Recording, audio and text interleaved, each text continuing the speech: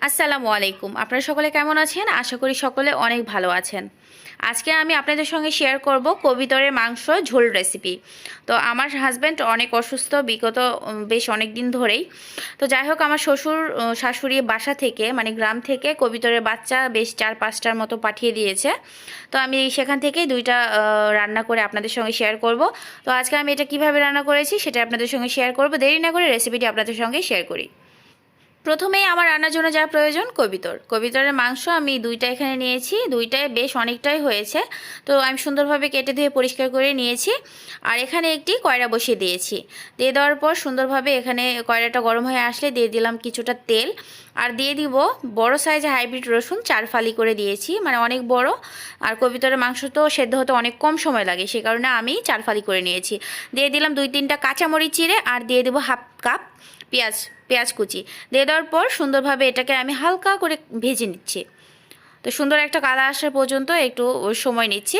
তো যাই হোক, এভাবে নাড়াচাড়া দিয়ে আমি সুন্দরভাবে এটাকে ভেজে নিচ্ছি। আর যে কোনো পেঁয়াজই মানে ভাজি পেঁয়াজ একটু ভালো করে না ভাজলে ভালো লাগে না।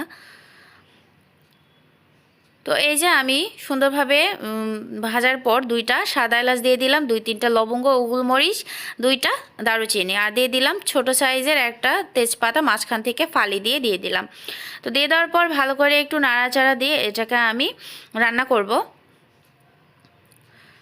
তো এই যে আমি এখন এখানে মানে সামান্য কিঞ্চিত পরিমাণে বলা যেতে পারে আস্ত জিরা দিয়ে দিয়েছি।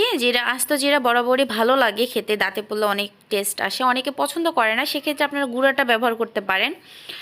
আর আমি এখানে দিয়ে দিয়েছি সামান্য একটুই। আর মশলাটা বরাবরই এখন কম ব্যবহার করতেছি। আগে অনেক মশলা খেতাম, এখন আমার হাজব্যান্ডের অসুস্থতার কারণে অনেক কম খাচ্ছি।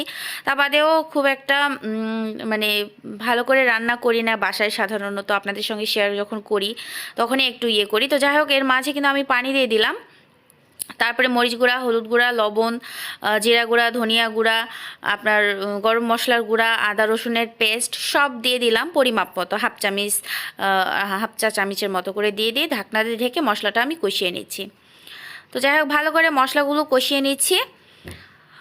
তো ওর অসুস্থতার জন্যই কিন্তু আমার রান্নাগুলো করতেছি। আর আমি এই মাংসটাতে বেশ কিছুটা ঝোল রাখবো।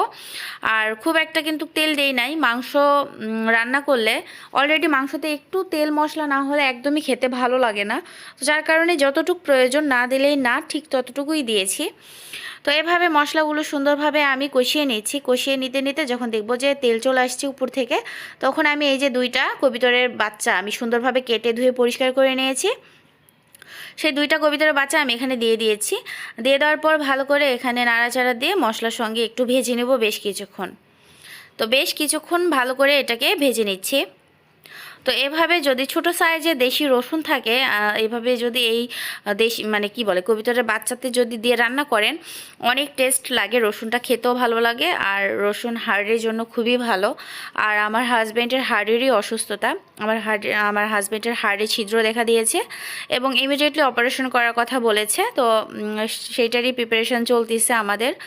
অতি শীঘ্রই সে চলে যাবে দেশের বাহিরে।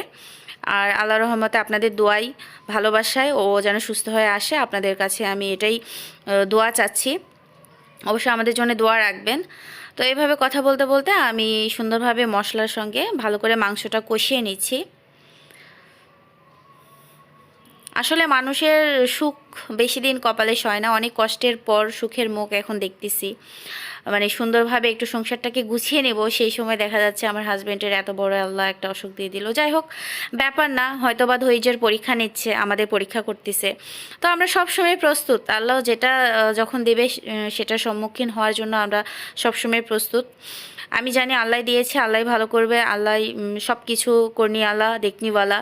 তো যাই হোক, এর মাঝে কিন্তু কথা বলতে বলতে আমার মাংসেতে পানি দিয়ে দিয়েছি ভালো করে কষানোর জন্য, সেদ্ধ হওয়ার জন্য বেশ অনেকটাই পানি দিয়ে এটা ঢাকনা দিয়ে ঢেকে সেদ্ধর জন্য রেখে দিচ্ছি। তো যাই হোক, এর মাঝে কিন্তু পানিটা অনেক শুকিয়ে আসছে। আমি পুরো পানিটা একদম শুকিয়ে নিব, তারপরে আমি মাংসের ঝোল দিয়ে দিব।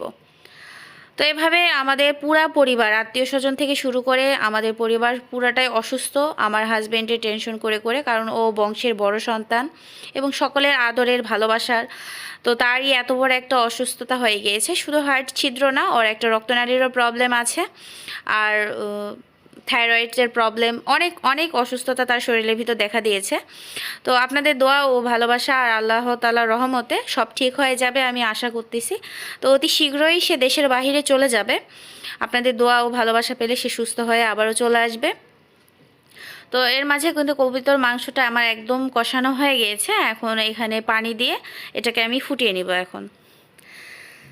তো তার জন্যই আমার এরকম হয়তো অনেক রান্না দেখে আপনাদের ধারণাতে আসবে কেন এরকম করে রান্না করি, তেল মশলা কম দিয়ে একটু ঝোল রাখি বেশি করে, কারণ ডক্টর তো ওকে খেতে বারণ করছে এরকম তেল মশলা জাতীয় খাবার। তবুও আমি অ্যাড করি আপনাদের সঙ্গে শেয়ার করার জন্য। সেই খাবারগুলো কিন্তু কম খাই, যেটা আপনাদের সঙ্গে শেয়ার করার জন্য বেশি করে একটু তেল মশলা দেই, সেটা কিন্তু ও কম খায়।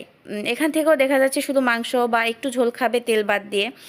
তো যাই হোক, এইভাবে কথা বলতে বলতে রান্না একদম কমপ্লিট, দেখতেই পাচ্ছেন কতটা সুন্দর হয়েছে। আর আমি ঝোল কিন্তু পাতলা রেখেছি। আশা করি আজকের এই গল্প এবং এই রান্না আপনাদের ভালো লেগেছে। ভালো লাগলে অবশ্যই একটি লাইক, কমেন্ট, শেয়ার, চ্যানেলটিকে সাবস্ক্রাইব করতে ভুলবেন না। আমাকে অনেক অনেক দোয়া ও ভালোবাসা দিয়ে আমাদের পাশে থাকুন। আমার হাজব্যান্ডের জন্য আপনারা সকলে দোয়া রাখবেন আর বেশি বেশি করে শেয়ার করবেন, যাতে আমি আপনাদের আরও প্রিয় হতে পারি। আপনাদের অনেক অনেক ভালোবাসা ও দোয়া আমার অনেক প্রয়োজন। দেখা হচ্ছে পরবর্তী ভিডিওতে। ততক্ষণ পর্যন্ত ভালো থাকুন, সুস্থ থাকুন। আল্লাহ হাফিজ, আসসালামু আলাইকুম।